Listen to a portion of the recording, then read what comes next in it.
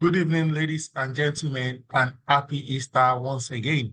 This evening, we'll be looking at a topic, building an inclusive and positive work environment, fostering psychological safety and belonging. Our facilitator for tonight is Christiana Adelusi. Once again, welcome to HR Mentorship Learning Service. I would like to introduce and read a brief biography of our facilitator. I would like to just share with us very quickly her profile. Christiana is a distinguished career coach, trainer, seasoned human resource generalist and administrator, and also entrepreneur with over a decade overall professional experience. She currently holds the position of Head of Human Resources and Administration at Boxway Leverages and Investment Limited, a renowned finance institution. In this role, she spearheads initiatives that cultivate positive workplace culture and drive operational efficiency, demonstrating an unwavering commitment to organizational excellence. Christiana's professional journey is underscored by a rich educational background and track record of success. She has a bachelor's degree in computer science from the University of Abuja, which provides a solid foundation in technology, enabling her to optimize HR systems and processes effectively. She also has a Master's of Business Administration from Obafemi Awolowo University, where she earned her strategic management skills. Additionally, Christiana is a member of the Nigerian Institute of Management and an associate member of the Chartered Institute of Personnel Management of Nigeria, further validating her expertise in the field of human resources. Throughout her career, which has spanned industries such as logistics, agriculture and aquaculture, banking and finance, she has been exposed to different sectors, and her administrative prowess and organizational growth capabilities has also been well identified. As in addition to our full-time 8 to 5, she also has a side hustle. She's the driving force behind the Vitros Careers, a pioneering platform dedicated to empowering youth through career coaching, CV refinement, and so on and so forth. She also has another side hustle where she's into the supply of bulk food items and also food items for export purposes. She's a devoted wife, loving mother, and a passionate child of God. Christiana encapsulates the essence of an experienced HR professional committed to excellence, continuous learning, and growth of individuals in careers. All right, ladies and gentlemen, it's my privilege and pleasure tonight facilitating on the topic, building an inclusive and positive work environment, fostering psychological safety and belonging. Christiana Adelusi, you have the floor now. Over to you. Thank you for joining us. Thank you very much, Boss Oluyemi Adeosun. Thank you, sir. I appreciate this great privilege. Good evening, everybody. Welcome to this training once again. Building an inclusive and positive work environment, fostering psychological safety and belonging. Now, you know that in today's work environment, like every employee, every staff would want an environment, the workplace of which they can get relaxed. They feel that they belong to that place. They are accepted, that they're included in whatever it is that goes on in that organization. So no employee would want to be in an unwelcome environment. No employee would want to be in an environment where they are being sidelined. Everyone wants to be in a place where they are welcome and where they feel accepted. Now, there is this significance of promoting psychological safety and a sense of belonging. It cannot be overstated in this work, in today's work environment. And it's not just about diversity. You know, there is no how we'll talk about inclusiveness and belonging that won't talk about diversity, because there is for us to be talking about inclusiveness, it means there is some things we need to include in that space there are different stuff that we need to include in that space. So we can't talk about inclusiveness, can't talk about belonging without talking about diversity. So now, it's not just about nurturing an environment where every voice is heard, or where every difference are celebrated, or where everyone can thrive, but it's about making sure that everyone is being accepted, everyone is being celebrated, everyone can thrive in that particular environment. Now, an employee don't want the normal way of life. They don't just want the normal traditional work lifestyle. They don't just want to show. They don't just want to appear. They don't just want to come and just go like that. We know that the time being spent in the workplace, it has been said, it is something that is known. The time being spent at the workplace is much more than the time being spent daily in the house. The time being spent outside the workplace.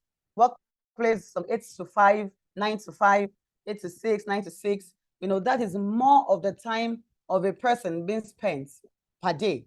So in a place where somebody goes and spends most of its time per day, it shouldn't be a place where such person should not feel welcome. Such person should not feel relaxed. Such person will just show up and will not have satisfaction, or will not feel safe. It should be a place where it's created for acceptance. It should be a place where anybody feel welcome, where everybody feels satisfied, where everybody feels that, okay, fine, this place I am, this is my home, like seeing it as a second home, though not the home. But that is how we should be, because we spend most of our time at the workplace. So every employee should have involvement. There should be involvement of the staff. There should be involvement of the employee in the organization. So we should cultivate an inclusive and work environment, but because when we do that, it will result in an happier and more engaged employees. No doubt about that.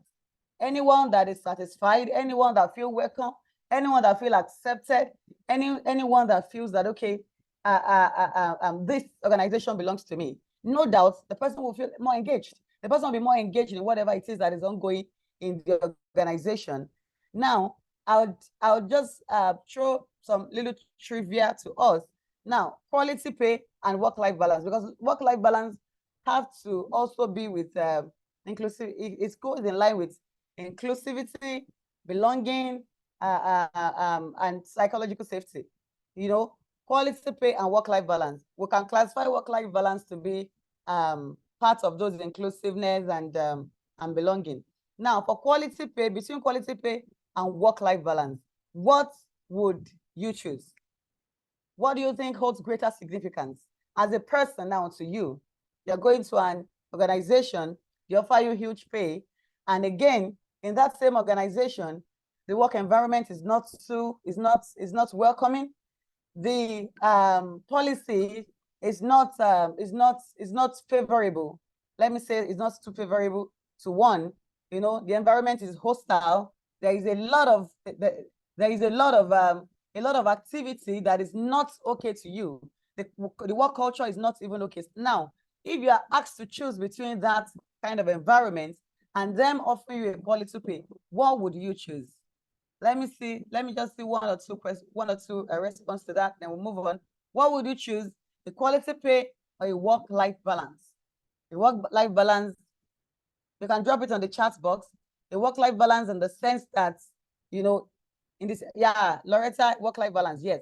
A work-life balance in the sense that you are included in the activity of the company. Thank you. So I think we should move forward now. No doubt about that. Every person will opt for a work-life balance. The quality pay cannot be able to cover up, to measure up to the effects of work-life balance that such person is going to have. Now, like I said earlier, there's no how we are going to talk about inclusivity. There's no how we're going to talk about belonging. There's no how we're going to talk about psychological safety without talking about diversity. Now, diversity leads to us talking about someone being inclusive. Diversity leads to us talking about the psychological safety of everyone. That's because we are different. Now, diversity is all the ways people within the workplace, within a community, within a workplace, differ from one to another, with the understanding of the different perspectives and characteristics and traits. That is diversity. We have people with different, now we have people with different background. These are sets of diversified groups that we can have in the workplace. We have people with different culture. We have their cultural differences. We have racial differences. We have religious differences. We have age differences. You know, nowadays we have people saying that all this talk about different generations is not even, because that leads to the age is also a class of the different generations that we have. You know, that leads to people talking about Gen Z so much nowadays. You know, a lot of people talk about Gen Z this, Gen Z that, Gen Zs are this, Gen Zs are that, Gen Zs are rude, Gen Zs are, you know, that is their own class. We are going to, no doubt about that. We cannot do without these people. We cannot do without having diverse of age groups in the workplace. We can't have same, you know, so Gen Z is also needed. They are needed. Gen Alpha coming after, they are needed. Baby boomers, they are needed. Millennials, you know, they are needed. So all those age groups, they are all needed in the workplace. Those are the diversified groups that we have. We also have gender. You know, we just celebrated the International Women's Day this March, when it was inclusivity was also being discussed.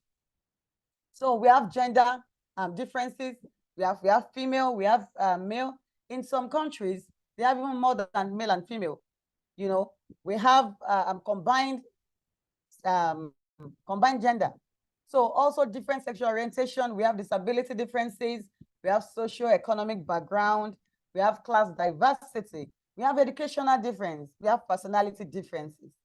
You know, so now all of these differences, they are the diversified groups of people that we have in the workplace. And the fact is that without having a diversified set in the workplace, there is no how the workplace can move forward. Because now, if all of us think the same way, then we only need one of us in the space. If I think the same way, if I want a personality like mine, if I want the age group of mine, if I want somebody that has the same educational background as mine, if I want the same person that has the same religion as mine, then that means it's only me that is needed in the workspace. We don't need any other. But we need any other for us to be able to move the workspace forward, for there to be growth, for there to be progress. So now, these diversified groups, they are very, very important in the workplace. I don't have to think about my personality, maybe during interview, you know, like HR doesn't need to think that, okay, this person doesn't think like me, doesn't behave like me. Then because of that, you won't bring the person in. The workplace will not be diversified for growth to happen. We don't have to think that. Recently, I saw a job advert that says that, I won't mention the school. It says, it brought in a vacancy and says that a fellow from a particular school, mentioned the particular school, from a particular school will be, it's preferable. So I just look at it like, wow, has it gotten to this level that we have to now talk about the school that one goes to before we can bring them into the space, the workspace?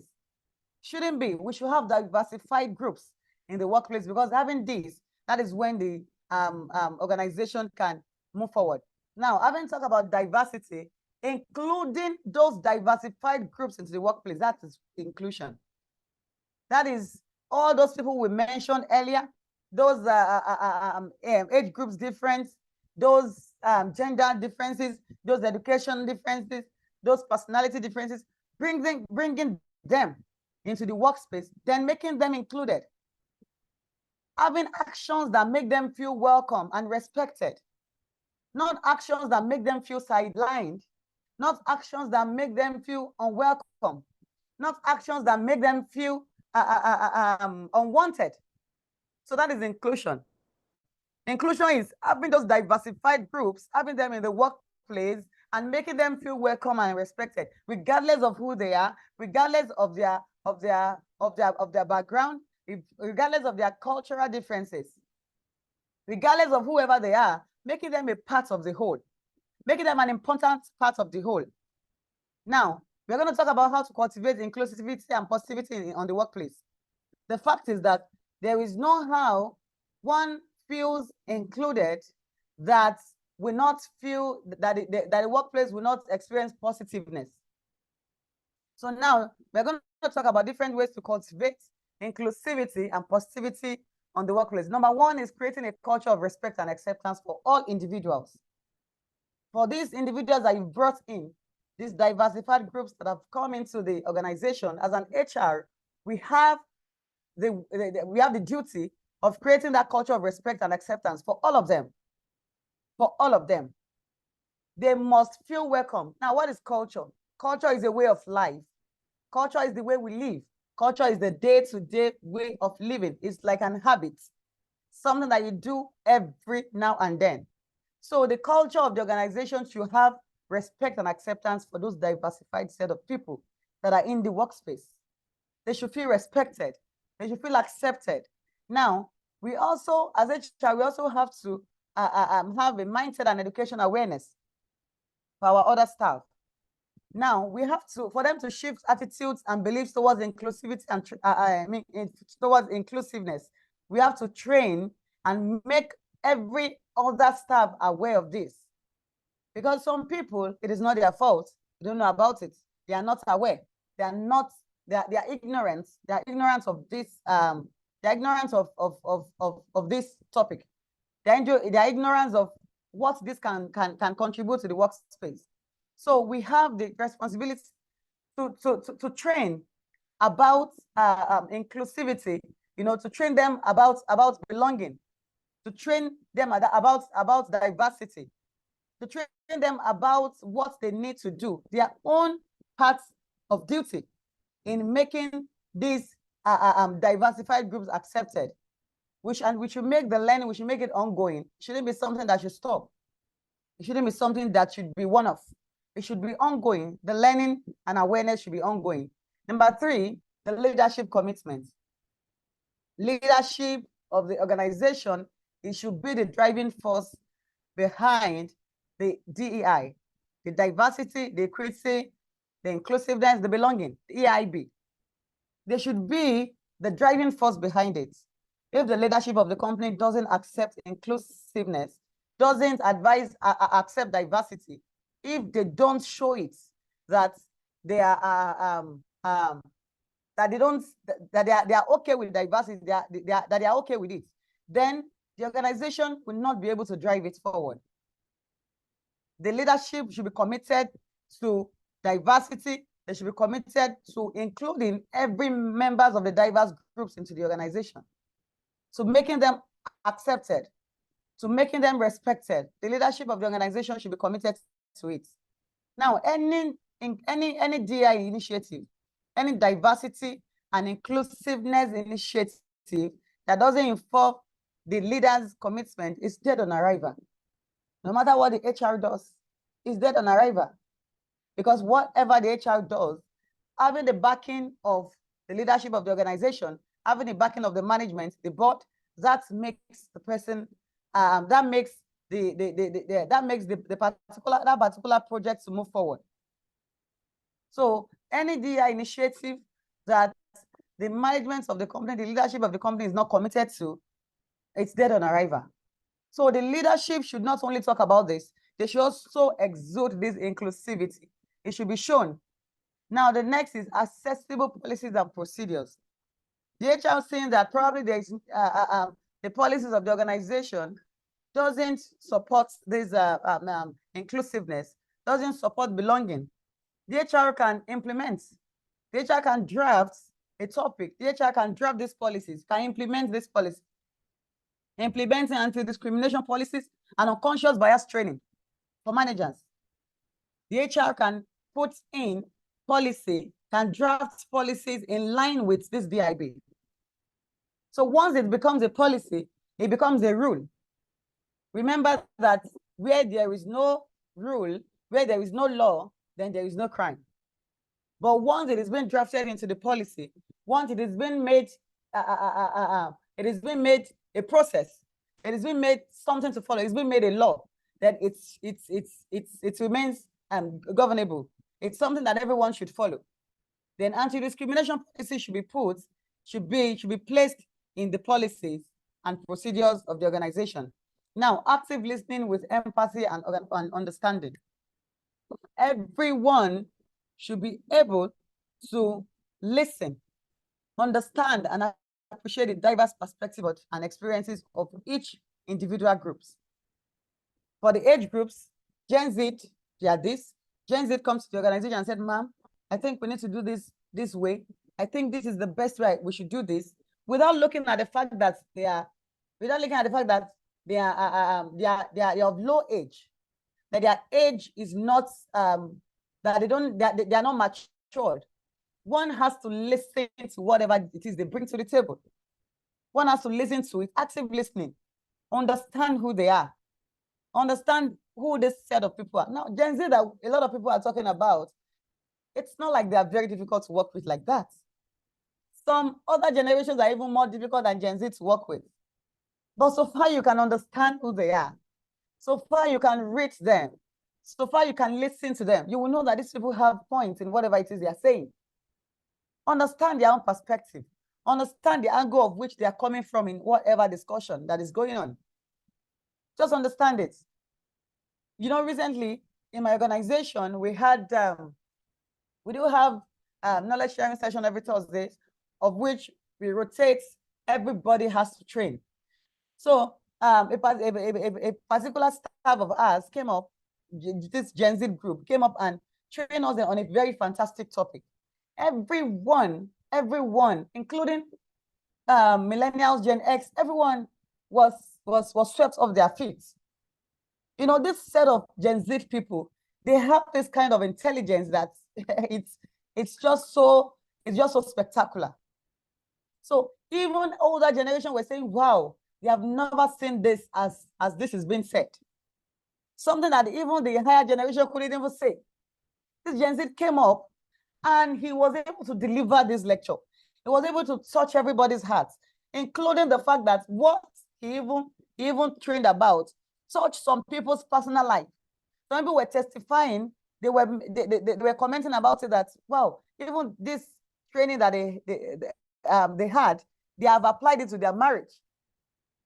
So imagine if these people are being sidelined, this set of people are being sidelined, that they are small, they are of Gen Z, they are Gen Z, they are of this generation. What do they know? They don't know anything. What that person was able to impact into others will not be felt. It will not be able to do that. So that is why we have to ensure that no matter the set of people, no matter the group of people these diversified groups are, we must include them. We must make sure that they are heard. We must make sure, we must have empathy for them. We must understand them. We must sit down and understand and accept who they are. We must understand their different perspectives and as well their experiences. Now, number 6 is involving employees in business decisions. You know, when employees feel like they have say in how the business operates, they are more interested in the growth and success. But by the time they feel sidelined, excuse me, by the time they feel sidelined, they feel that whatever they do is not even a business. We do our thing. They do their thing, so we do our thing. There is no how they will be able to participate in whatever they need to participate in. There is no how they will be interested in the success and the growth of the business. They will just do, okay, come and go. We'll just for me to come to the organization, do my work and just go. It's not just for me to come 8 to 5. I come by 8 o'clock. I do my assigned duty, carry my bag by 5, and I'm off to my place of abode. But by the time they feel involved in business decisions, you know, having participative management system, they feel involved, they feel welcomed, they feel carried along. They are carried along in the decisions. They will be interested in the success and the growth of the company, of the organization. They will not feel sidelined. Now, number 7 is reward, recognition, and appreciation. Employees feeling rewarded. When due, feeling rewarded. When due, feel included. Now, we have to be able to celebrate achievements of every employee. We have to celebrate the achievements We have, because that will boost their morale. That will motivate them. Promote when there is need for promotion. Promote as at when due. Whatever it is they do, you know, you must be able to reward for good behavior, reward for reward accordingly, recognize their efforts, recognize their contributions, appreciate whatever it is they bring to the table. Don't say because it is this set of people that brings the contribution, it is this set of people that that brings the suggestion, so it should be sidelined. Then there's no need of rewarding them or appreciating what it is they bring to the table. Appreciate their suggestions, acknowledge their contributions.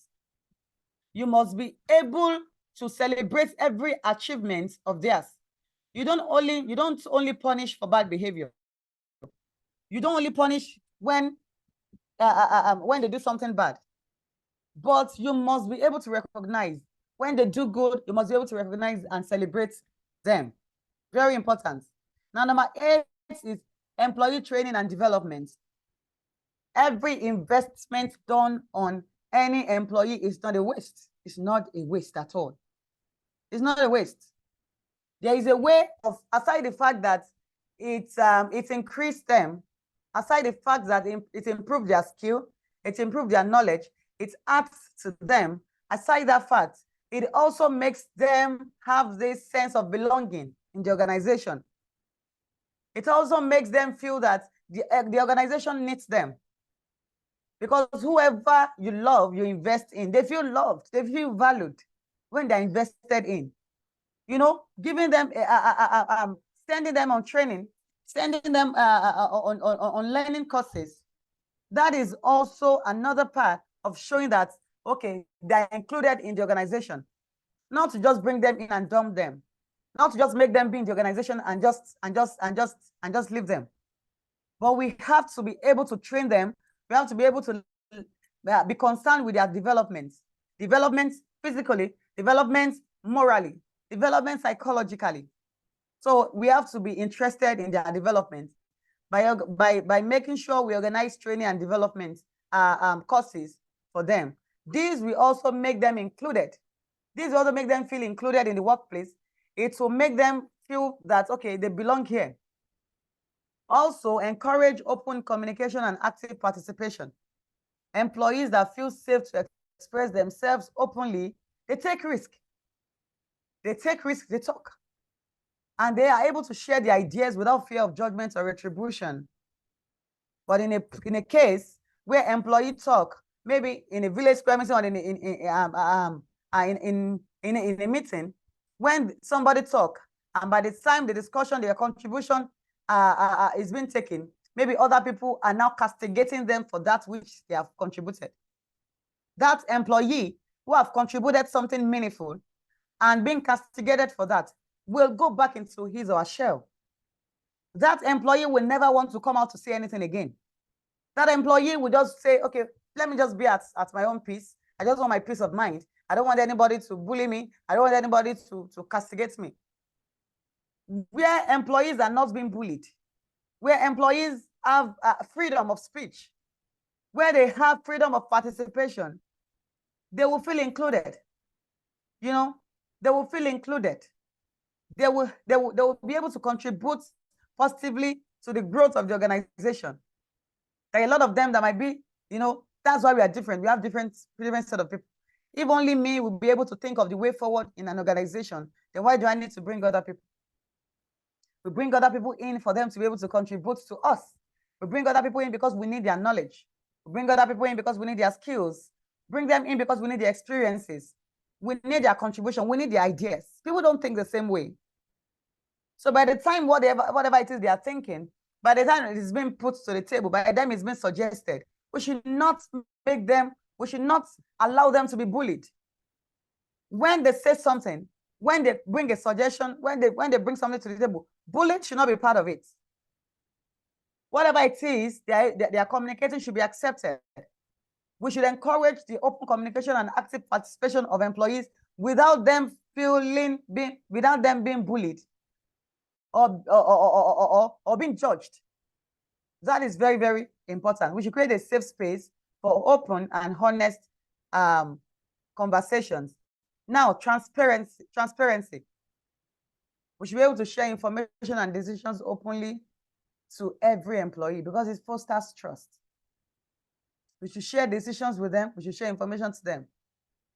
Whatever decision or whatever information that it's going to be, whatever decision that is about to be done in the organization, it should not be heard from others. It should be heard from the right source. Because when it is heard from the other, communication barriers, that is when it starts happening. A said something to B. By the time it gets to B said the same thing to C, then by the time the information gets to Z, I'm sure it's never be the same way anymore. There would have been a gap. There would have been a missing information. And that missing information, by the time it gets to Z, it can be very detrimental to the health of the organization and even other staff members. So that is why we must make sure we share information accordingly. Share information through the right sources. Decisions should be made openly, not creating a space for people to be able to be, talking, underground. Share information openly, be transparent. As an HR, this is important. We are talking about how to cultivate inclusivity and positivity on the workplaces. Now, seek feedbacks. Feedbacks are very essential to the growth of the organization.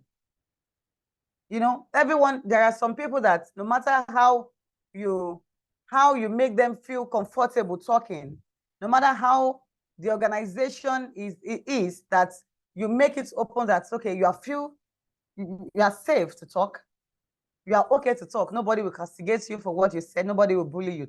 There are still some people that will not want to talk out. There are still some people that will prefer to just be their own, because we have several temperaments. We have different temperaments. We have different categories of people. Some people will not talk. Some people prefer to just, maybe just play the suggestion box. They prefer to just put down their thoughts and drop it. So that is why we must always seek feedbacks. We can seek feedbacks in different ways. Different ways. We can play suggestion box in a very open area in the organization for people to drop their suggestions. Because in a very big organization, that might not be possible. But in a very big organization, you can also drop the suggestion box in some places. Then if not, we have survey. Nowadays, technology has made things so easy for us, very easy for us. We can create survey for us to be able to seek feedbacks. What do they think? What do you think on this so and so? What do you think on this topic? What do you think on how we run the organization? What do you think? What do you think we need to change? How do you feel accepted? On different things, we can seek feedbacks from the employees. That will make us to know what we are lacking behind. That will make us know what we have to improve on. We can create a survey and share it to all staff for them to be able to put in their thoughts, have a feedback, put their suggestions in there. If the suggestion box is not placed, the survey is also very okay. But the survey, online survey, doesn't replace the place of the suggestion box. It can also be placed because we know there are some people that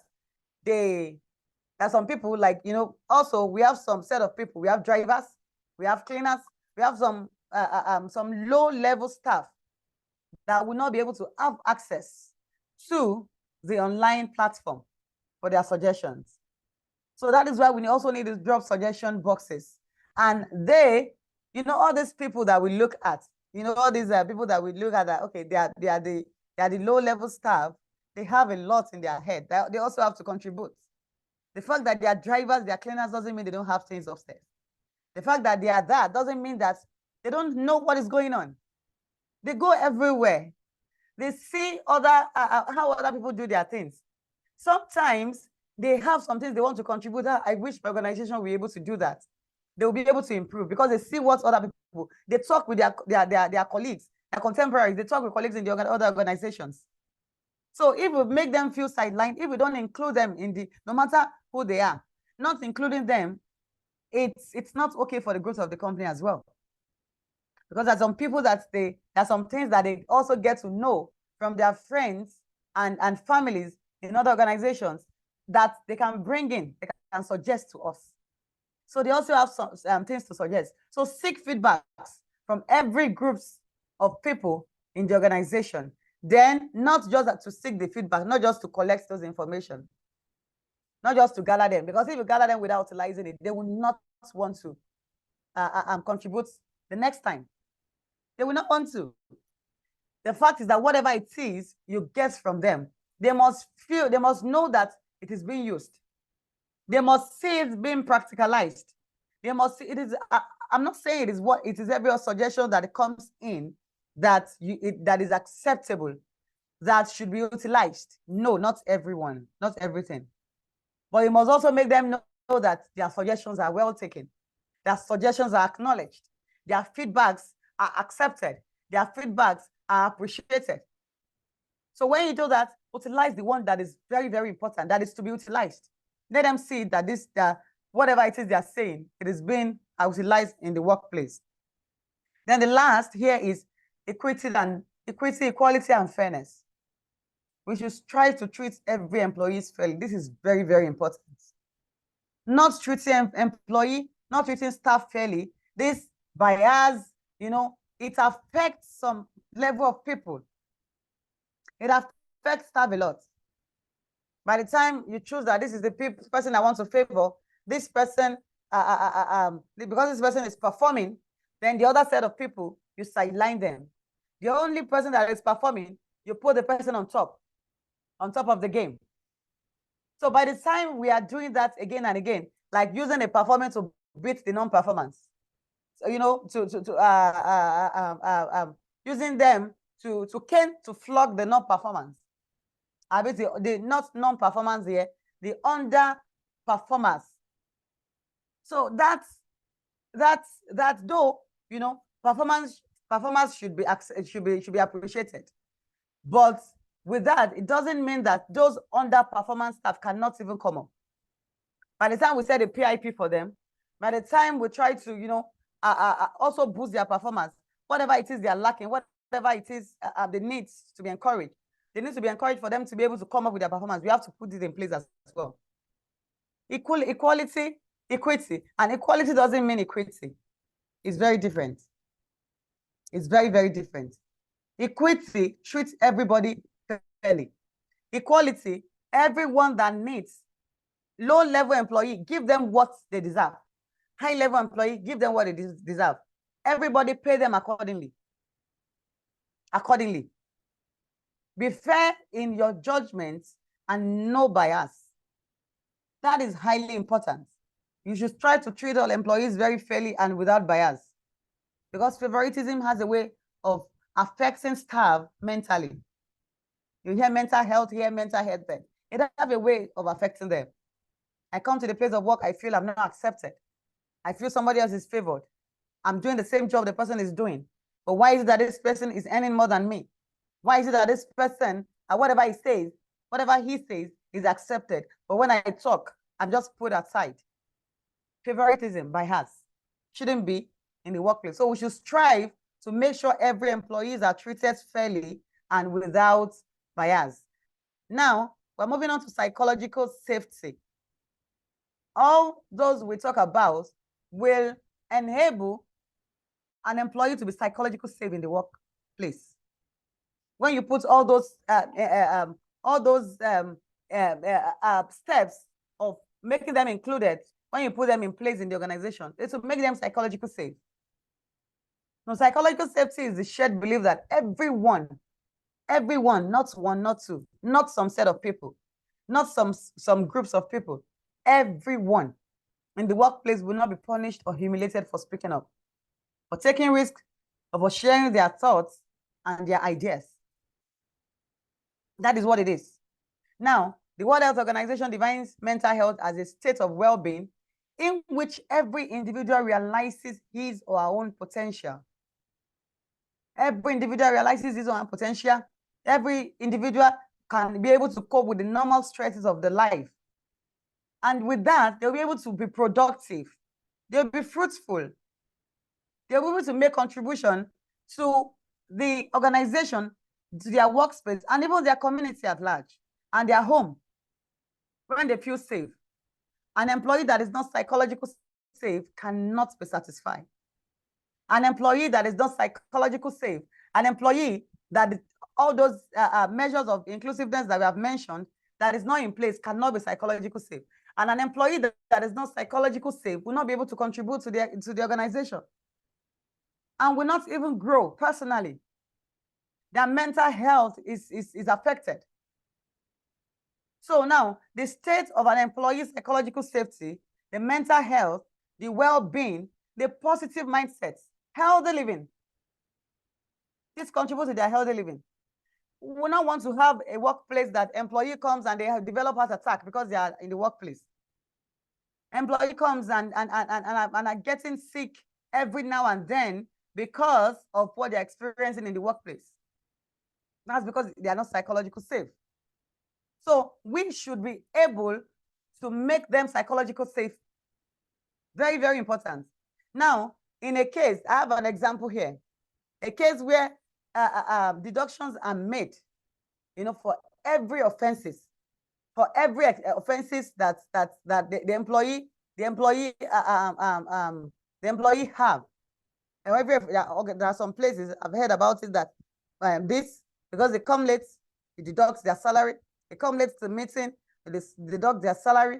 Because of this, for every offense, they deduct their salary. There is no how such can be psychologically safe. It will impact them negatively. It will impact them negatively. They will be stressed. There will be anxiety for that employee. And an employee that is safe and is full of anxiety, how will that person be able to perform? So by the time that employee is not performing, you know that it is not their fault. Because you didn't create an atmosphere for them to be safe. You didn't create the atmosphere for them to perform well. An employee who is psychologically safe, whose mental health is in the right state, will have a positive mindset. And we have this healthy life. Their mindfulness, they will be mindful of whatever they do. They'll be able to think straight. And an employee that is psychologically safe, by the time they are thinking straight, ideas will just keep on flowing in. So if we don't make sure they are safe psychologically, then we should know that even the organization is at a loss. The organization is at a loss. Because when you create an environment and a platform for them to be safe psychologically, they'll be able to perform well. And by the time they perform, they are not just contributing to themselves, they are also contributing to the organization. Performance of every staff is the performance of the organization, is the growth of the organization, and thereby the growth of the economy and the community. So we must be able to provide a platform for every employee psychological safety. Very, very important. They pay deductions for every offense is not a good one at all. Not a good one at all. Now,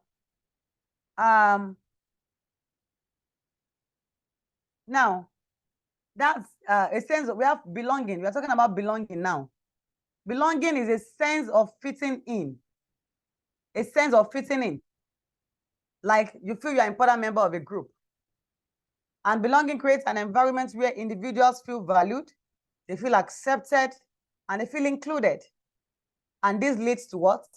Collaboration, innovation, and overall employee well-being. And not only the employee well-being, even the organization well-being. The well-being of an employee, the good state of mind of an employee drives the performance of the employee, and thereby driving the performance and the growth of the organization. So belonging creates, that environment where everyone feels valued. It's a sense of fitting in. Now we're going to classify belonging in these four pronouns word. These four pronouns, which this express the level of belonging. Now that we have that says it is that company, that organization, that company. That is a level of detachment, a high degree of detachment. We can classify that. Somebody that will be saying, an employee that will be saying, that organization self, They don't even do this. They don't even do that. They don't even do this or do that. That organization. That organization. That is a high level of detachment. Such person is not even involved at all. It's not even belonging. It's not even included. Not to talk of being belonging. Belonging is the high belonging is the high level of being included. After being included, you graduate to belonging.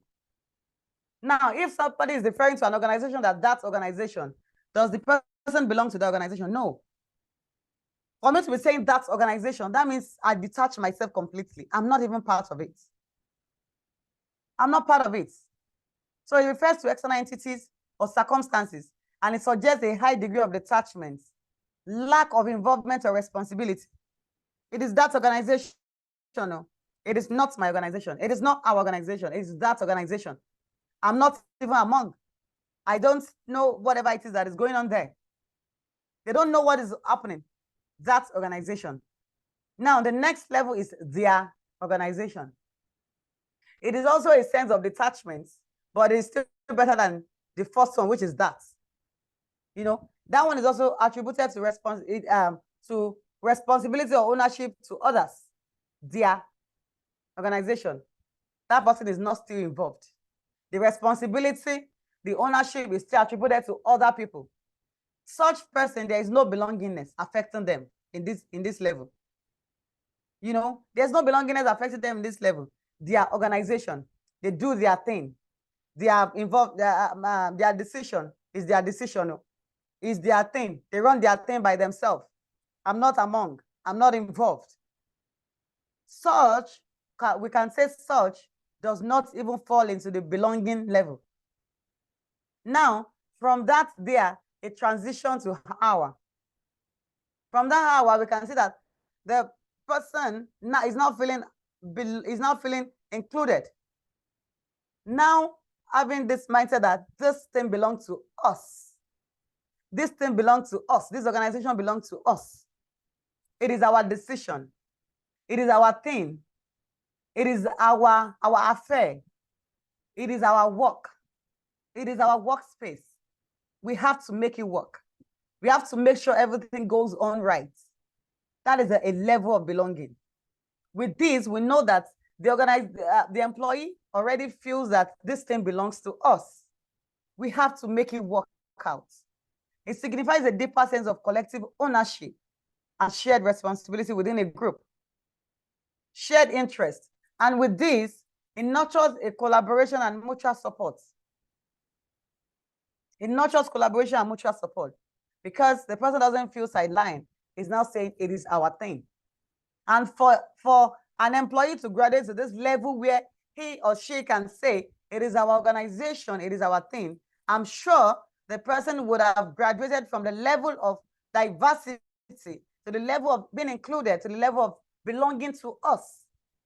If the person doesn't feel included, the person will never be able to come to this level of saying our. Never.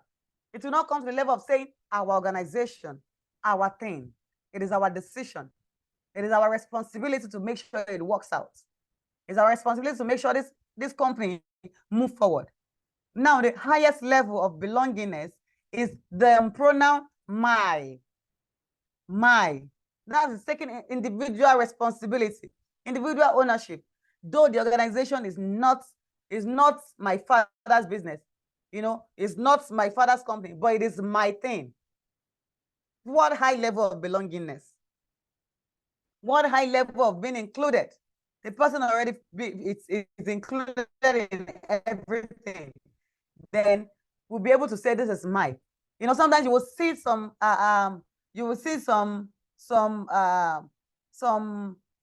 organization, you see some staff from there, they will say my, they will have they'll be proud of where they come from.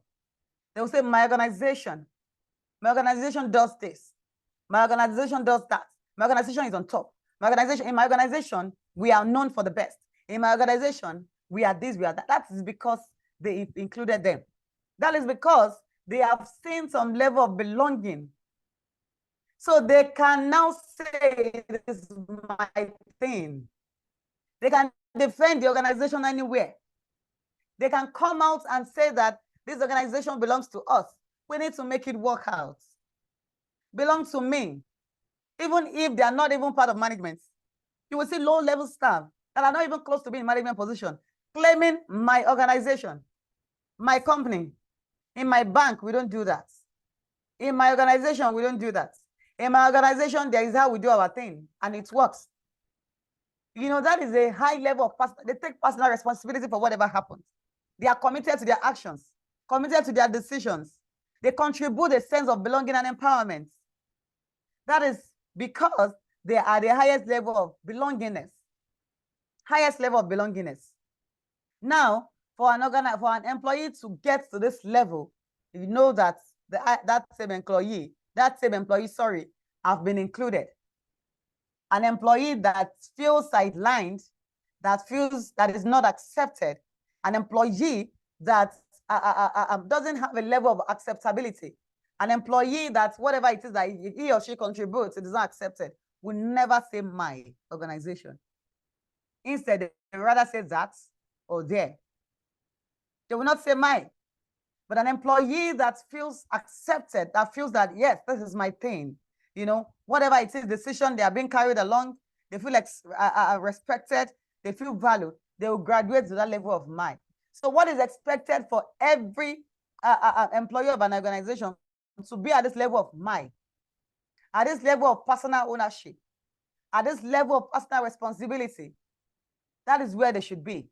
That is high level of belongingness. Now, transition from that to there to and finally my is a progression that highlights the evolution from external attribution to internal acknowledgement.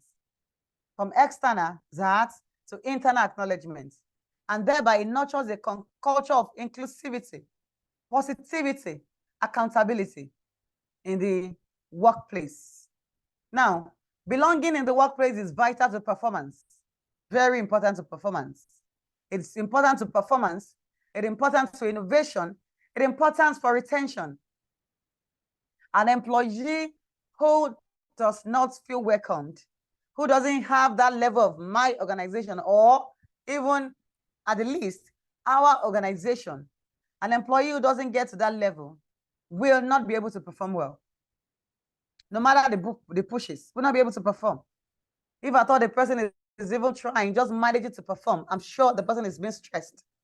It's just a survival strategy.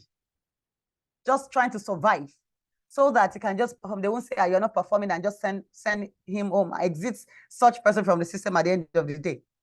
But when you check deep down, that employee is not satisfied. When you check this deep down, that employee mental health is affected. When you check deep down, that employee is not in the right place that he should be. When you check deep down, that employee, you will always complain here and there. Even in the home, they will always complain. So it's very vital. Belongingness is very vital to performance, to innovation and retention. And an employee that belongs to a place will be able to think. Their creativity level increases. They'll be able to think so fast and deep. Then also, it's also a retention strategy. It's a retention strategy.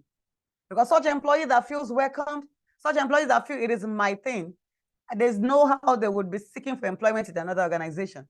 Because they already take the organization as it is theirs, it is mine. So we have to make it work together. We have to make this thing work. Whether in life or in death, we have to make it work. It is our thing, it's my thing. We have to make it work. So such an employee will not be using your internet to apply in another organization because you already create a level of belonging to them. They will not be using your internet to apply to other employment opportunities. So, and this belonging starts with the executive commitment. It starts with the leadership of the organization. It starts from them. It flows from the head to the below. It starts from them. Now, it's also an accumulation of day-to-day experiences that enables a person to feel safe and bring their full unique self to work.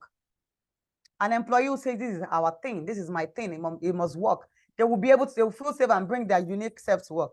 They'll They will bring their full self to work. They will not leave anyone behind. They'll bring their full self to work.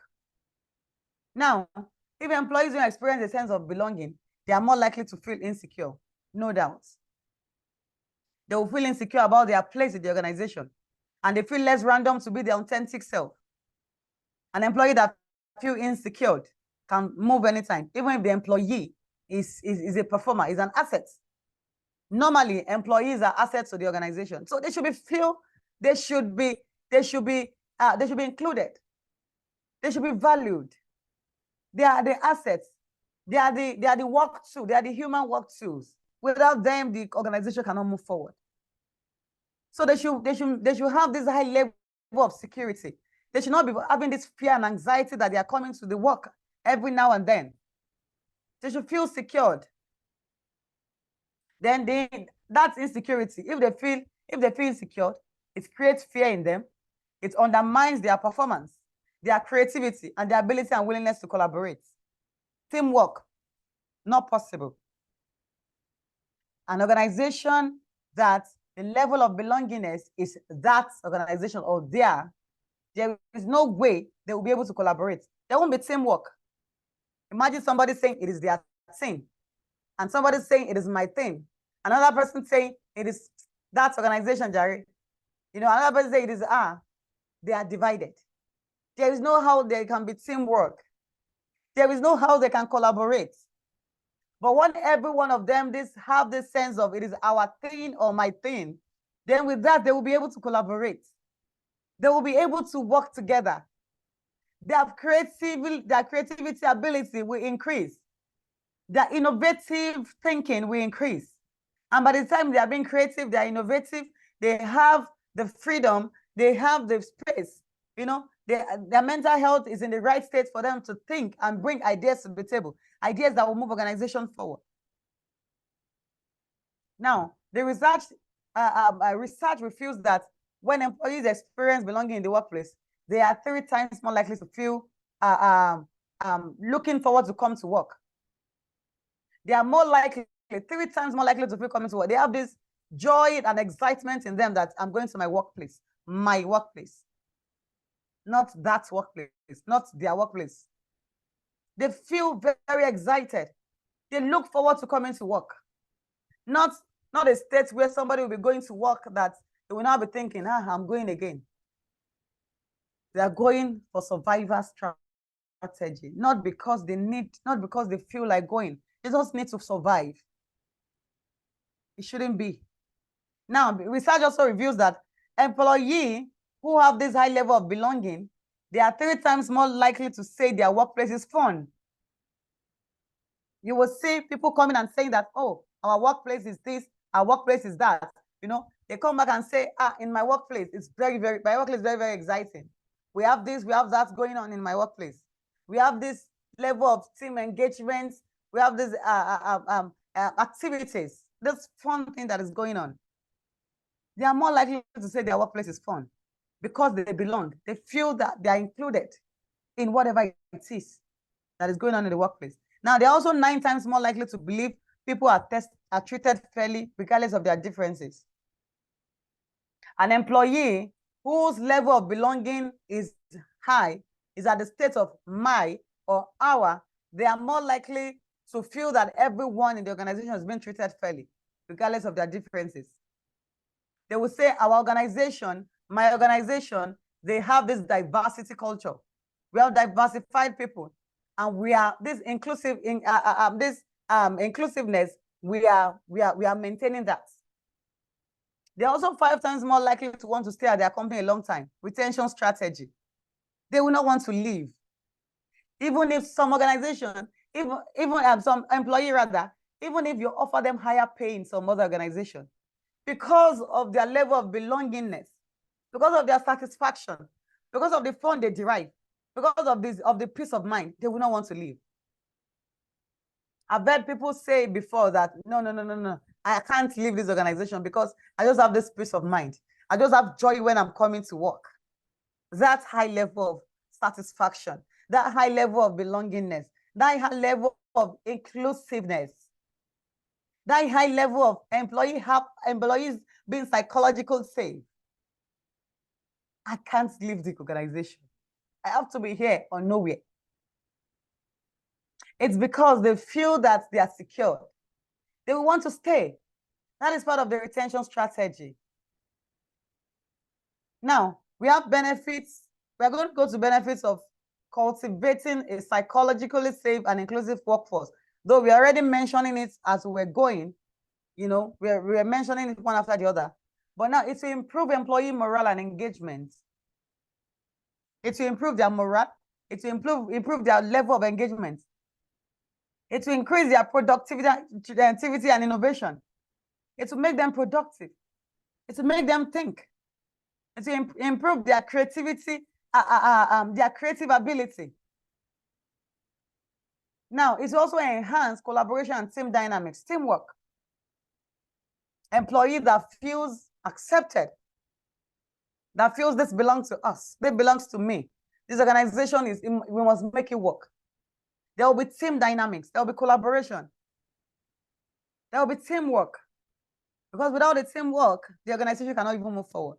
A house divided against itself cannot stand. When one is reasoning like this, one is trying to pull it up, another is trying to pull it down. It cannot just work. That is why everybody has to be included. None should feel sidelined. None should feel that this thing is just their thing. Everyone should feel it is our thing. We have to do it together. It will improve and enhance collaboration and team dynamics. Then it will also reduce turnover and attrition. It will reduce turnover and attrition. You know, like I said, it is a retention strategy. Employee will not want to leave. They would not want, they want to remain there. I always say, I died there, we live there. Together, we move it forward. Together, we see what it will become. Together, we'll see what this organization will become. So together, we make it work. Even when it's not working now, we are sure that it's going to work. We're going to move it forward together. An employee that is sidelined, that is not welcome, that doesn't have this high level of belonging, will never, ever get to that level of saying that we must make it work no matter what. Instead, once they see that things are not working, they plan their exits immediately. They are trying to plan their exits on the background. They're trying to move out. So I'm creating a psychologically safe and inclusive workforce. It will reduce turnover and attrition. Then also better decision-making and problem solving. Better decision-making. They will be able to make decisions well. Because they are thinking well, because their mental health is in the right state. Of course, they're going to be able to make the right decision. They will have this high thinking level, high thinking faculty for them to make decisions because they are okay. They're fine. They are safe. You know, they are relaxed. So, and their problem-solving skill will also be enabled. It will increase as well. Then number 6 is enhance employee well-being and mental health. Their well-being, employee mental health is very key. I'd rather be in an organization where I feel accepted, where my mental health is still in check, than for me to be in an organization where I'm not thinking straight. That is everybody reasoning. That is everybody everybody's thoughts. That is what everybody thinks about. I will not be in a place where I feel sidelined. I will not be. It's very, very important. Now, improve customer satisfaction and loyalty. Improve customer satisfaction and loyalty. It doesn't only affect the employee, it also affects the customers. Do you know that employees that are not satisfied, they have a tendency of always complaining, even to the ear of the customers or the clients, to the fact that to the level that the customers or the clients will keep on hearing their murmur, their complaint every now and then, and it will also affect the customer, because somehow it is not the management that is going out to meet the customer, it is the employee. So it is the employee that is going out to meet the customer. It's going to affect the customer as well, even when the staff are not psychologically safe. An employee, customers have this level, especially for marketers. Marketers, their customers have a way of trusting them even more than the organization because they interface with them. Customer relations people, customer service managers, customer service people. The customer relates with them. They are the one that interface with the customer. The staff interface between the organization and the customer. They are the intermediary. So by the time they are not okay, by the time they don't belong, by the time they feel they don't belong, by the time they feel they are not included, they are not safe, it affects the customer. It affects them. Because whatever it is that some of them tell the customer, that is what the customer is going to believe. Customer is not seeing the management of the organization. They see and they believe in the staff. Then by the time they feel psychologically safe, their employees, then be assured that it's also improve customer satisfaction and loyalty because they will be able to represent the company well. They will say good of the company, the organization. They will say good, they will speak well of the organization they belong to. My organization is this, you better, you can't even go anywhere. No matter what the customer said, they will defend the organization because it's already say that is my thing, is our thing. We must make it work. Now, also, number 8 is positive organizational reputation and brand image. Positive organizational reputation and brand image. It will make the organization stand out. It creates a good brand for the organization. It will make people know that this organization, we belong here. This is where we belong. This is where they belong. Our organization is known for this, is known for that, is known for excellence. Our organization is known for excellence, is reputable for doing good. Positive organizational reputation and brand image. Now, we are rounding up. In conclusion, I'm going to talk about diversity, inclusion, and belonging in this perspective. Look at diversity in the way of everybody is being invited to the party. Everyone is being invited to the party. When you are invited to a party, you don't even know who is there. You don't know who is who. Some people can come from far distance, even outside the country, to a party. We have different race being invited to a party. We have different culture being invited to a party. We have different age groups, even children being invited to a party. So that's diversity. So you look at diversity in that regard. Diversity is being invited to the party. Okay, now everybody is in the party now. Inclusion is now being asked to dance. Every one of us in the party now, we are asked to dance, regardless of who we are, regardless of if you are 2 years old, regardless of if you are Black, regardless of if you are Asian, regardless of if you are a Christian, regardless of if you're a Muslim, regardless of if you're a woman, regardless of if you're a man, come and dance on the dance floor. That has been included. Now, belonging is dancing like nobody is watching. Hey, I don't feel like I'm a guest here anymore. I'm part of this. I'm the organizer. I'm not a guest anymore. I'm the organizer. We organize this thing together. Now they just dance. By the time you go to a place and you're just dancing and dancing and dancing, there is this level of when you go to a place, you just feel like, no, I'm a guest here. Don't let me now come and show off that I can dance. And don't let people now be talking that, what's wrong with this person? I'm just dancing anyhow. So some people feel when you invited people to party, there is a lot of people, there is high tendency that people tend to behave. They tend to try to maintain who they are. They don't want to come out of their shell, but that states at that party that they are invited to, that they are just dancing and losing themselves and they don't even care that anybody's watching them. That is belonging. That is belonging. So that is how they feel free to be themselves. They just dance. They just dance regardless of who is watching.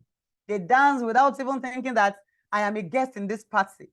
They dance without even thinking that my clothes will be spoiled, my clothes will be soiled. They just free themselves and dance. That is belonging. That is the level at which every staff of an organization should be. By the time they are at that level, they are psychologically safe, and that improves a positive work environment. That gives them positive work environment. They should belong. They should not just be included, but they should get to that level of belonging. Now, as an HR, think about these things. Is your organization really doing enough to foster a sense of belonging and psychologically safe workplace? Is the organization doing enough to foster that sense of belonging? Now, looking back, if not, it is now our responsibility as human resources professional to make sure that we let our employees be at this level of belongingness. At that level that they come and just dance, they feel themselves, they feel free to do anything they want to do. Not anything that is not according to policy. Not anything that is not a culture of the company. But they feel free to do things accordingly. That's a level that every employee should be. Thank you very much for your time. Now, I don't know, any questions so far? Do you have any question? Thank you so much, Christiana. This has been very, very excellent. Thank you so much for sharing so passionately, so knowledgeably. Thank you for all the practical insights and tips. Ladies and gentlemen, if you have any contributions or comments, we would like you to please share. First and foremost, we have Dr. Morakin Oloyede. You have the floor, sir.